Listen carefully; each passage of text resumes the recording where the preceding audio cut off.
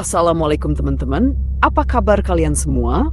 Semoga kalian yang menonton video ini diberikan kesehatan, dilancarkan rezekinya, dimudahkan segala urusannya, dan selalu dilindungi dari segala mara bahaya di dunia.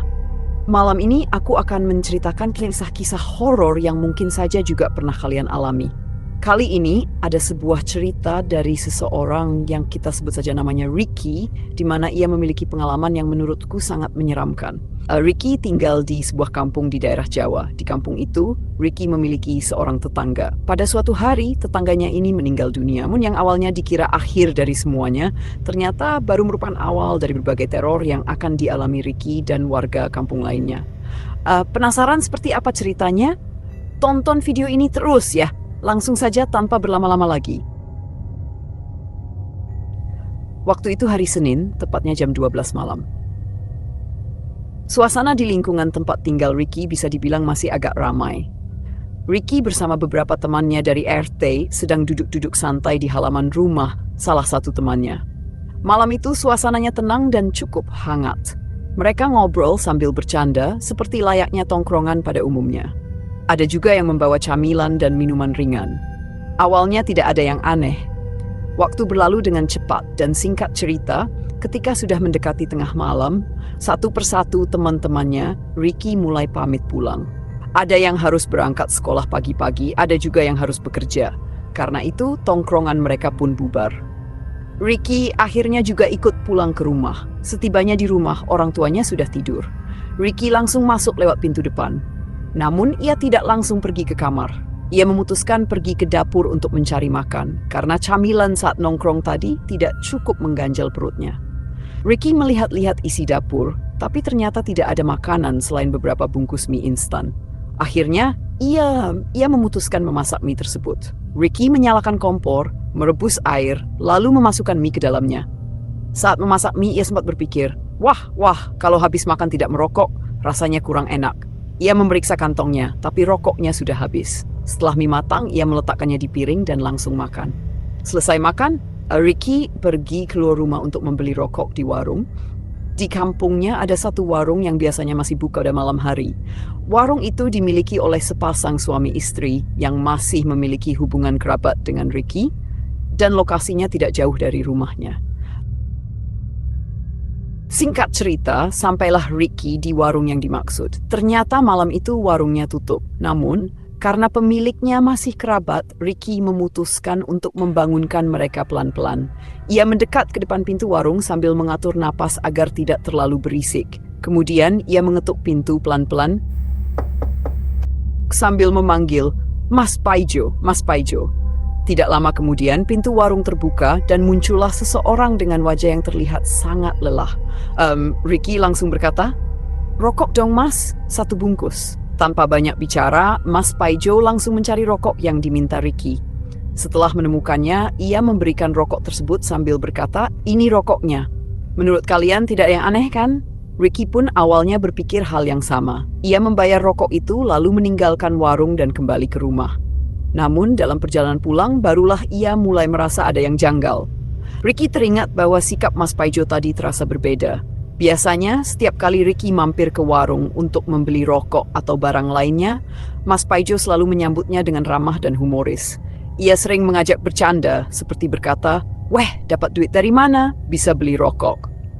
Namun malam itu Mas Paijo tampak dingin dan tidak seperti biasanya. Ricky mencoba berpikir positif. Mungkin Mas Paijo sedang kelelahan atau kesal karena dibangunkan saat baru akan tidur. Sekitar pukul 12:30 malam, Ricky sudah sampai di rumah.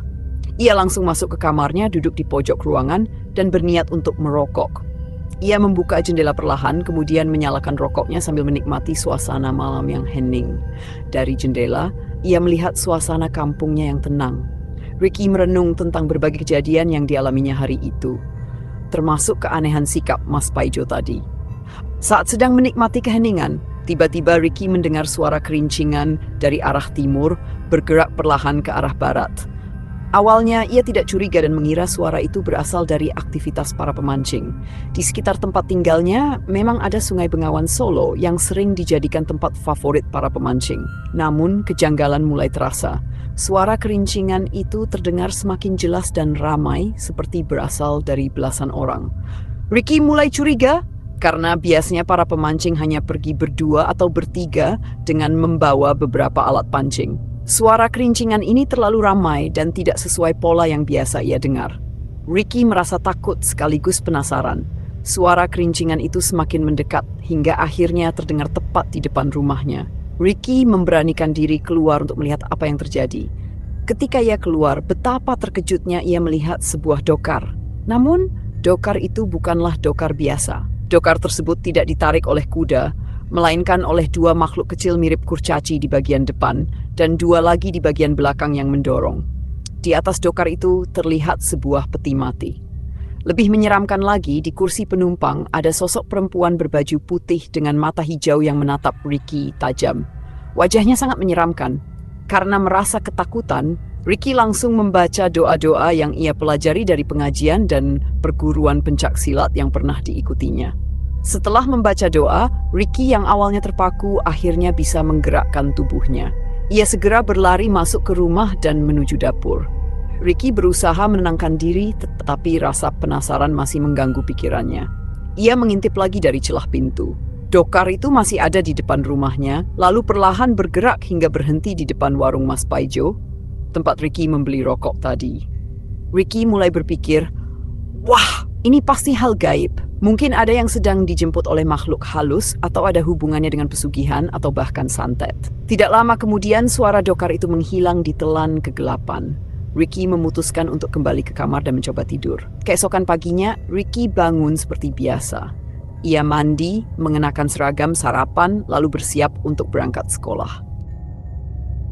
Saat sedang sarapan, tiba-tiba terdengar suara tetangga di belakang rumah Ricky berteriak-teriak, "Tolong, tolong!" Arah suara itu berasal dari kandang sapi di belakang rumah Ricky masih pagi. Ayah Ricky yang mendengar teriakan tersebut segera pergi ke sumber suara. Ternyata tetangga yang berteriak itu adalah ibu mertua dari pemilik warung yang malam sebelumnya didatangi Ricky untuk membeli rokok. Ibu itu berteriak karena ia melihat Mas Paijo tergantung di atas kandang sapi. Ayah Ricky segera bertindak cepat. Ia menurunkan jasad tersebut dan menutupinya dengan kain. Di lehernya terlihat bekas jeratan tali yang sudah membiru. Tak lama kemudian, warga mulai berdatangan. Namun, mereka tidak tahu penyebab sebenarnya dari kematiannya. Ayah Ricky sengaja tidak menjelaskan detailnya. Hanya mengatakan bahwa itu adalah kematian biasa. Singkat cerita, jasad Mas Paijo akhirnya dimakamkan sesuai adat. Namun ada desas-desus bahwa sebenarnya ada sesuatu yang tidak wajar di balik kejadian itu. Menurut cerita keluarga almarhum, malam ketika Ricky membeli rokok, Mas Paijo sempat terlihat aneh. Ia beberapa kali naik turun tangga dengan tatapan kosong.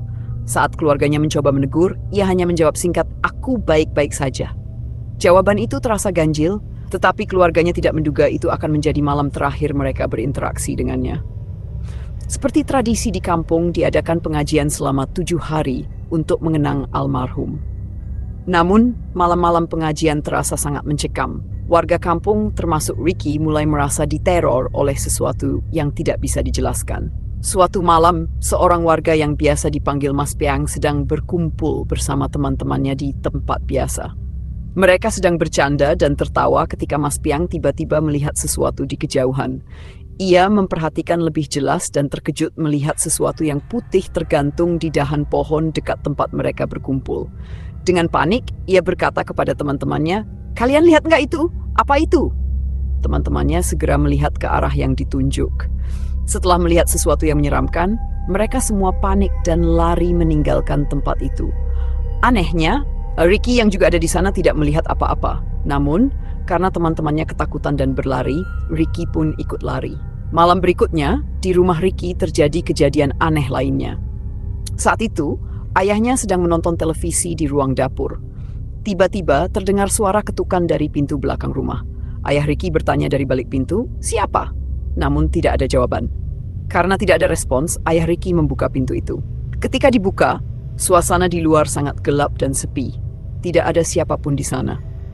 Ia berdiri sebentar di situ, berpikir mungkin ada yang mencoba mengganggunya. Saat menunggu, tiba-tiba terdengar suara serak dan berat berkata, "Tolong, tolong, lepaskan sesuatu di leher saya." Ayah Ricky merespons dengan tegas. Kenapa tidak minta tolong sebelumnya? Sekarang sudah terlambat. Singkat cerita, teror-teror yang dialami membuat mereka yakin bahwa ada sesuatu tidak wajar terkait dengan kematian Mas Paijo. Kejadian itu menjadi perbincangan hangat di kampung, dan beberapa orang mulai menghubungkannya dengan hal-hal gaib. Banyak cerita-cerita dari warga-warga yang nongkrong di dekat rumahnya. Sering ditampak ada pocong gantung di atas pohon dengan muka yang membiru, matanya keluar darah, hidung keluar darah, mulutnya keluar darah, mukanya wah. Dan karena teror itulah tempat-tempat nongkrong di kampung itu jadi sepi karena para warga itu jadi takut buat keluar malam. Pokoknya ketika udah masuk jam malam, warga-warga bakal masuk ke dalam rumah masing-masing karena takut ngelihat atau diteror sama pocong itu. Nah, sebulan kemudian akhirnya terungkap nih kalau Mas Paijo sebenarnya itu enggak pure mati dengan cara menggantung atau mengakhiri hidupnya sendiri ataupun karena dia ngelakuin pesugihan sesuai dugaan. Tapi ternyata usut punya usut, dia ini dijahatin sama saudaranya sendiri. Kisah ini bermula saat saudara Mas Paijo datang untuk meminjam sejumlah uang. Namun, Mas Paijo saat itu tidak bisa memberikan pinjaman karena dia juga sedang membutuhkan uang untuk biaya pendidikan anaknya. Permintaan tersebut akhirnya ditolak, tetapi cara penolakan tersebut tidak diketahui. Apakah dilakukan dengan baik-baik atau kasar? Akibat penolakan tersebut, saudara Mas Paijo merasa tidak terima dan timbul rasa dendam. Ia kemudian pergi ke seorang dukun dan melakukan sesuatu yang disebut sebagai ilmu hitam yang mempengaruhi Mas Paijo. Akibat dari ilmu tersebut, Mas Paijo merasa tertekan dan akhirnya mengambil keputusan yang sangat tragis.